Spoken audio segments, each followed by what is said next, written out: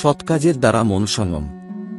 প্রশ্ন: আপনি বীর্য সংরক্ষণের জন্য যেসব উপদেশ দেন তার বেশিরভাগই মনের উপর ভিত্তি করে, কিন্তু মনকে সেই শৃঙ্খলায় চালিত করা বেশ কষ্টসাধ্য মনে হয়।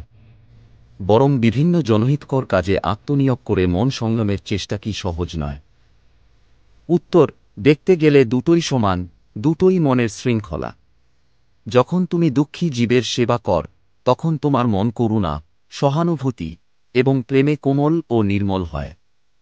এই করুণার মাধ্যমে তোমার মন সংযমের ক্ষমতা বৃদ্ধি পায়।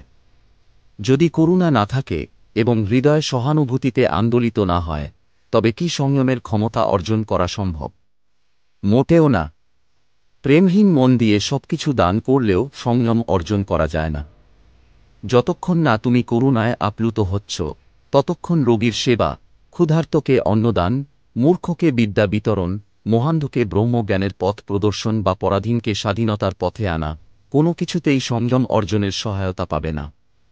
প্রাণের গভীরে সহানুভূতি না থাকলে আর্তের সেবা করেও সেই আনন্দ লাভ হয় না, যা মন সংযমের সহায়ক।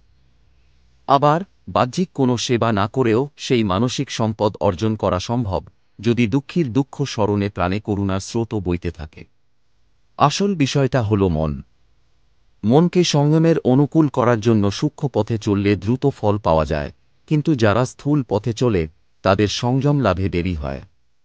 যারা সাধ্যমতো দুই প্রণালী মেনে চলে, একদিকে মনকে নিরিবিলি বসে একাগ্র করার চেষ্টা করে এবং অন্যদিকে দীন দুঃখীর সেবা করে মৈত্রী, করুণা প্রভৃতি চিত্তভাবের অনুশীলন করে, তারা অতি দ্রুত এগিয়ে যায়।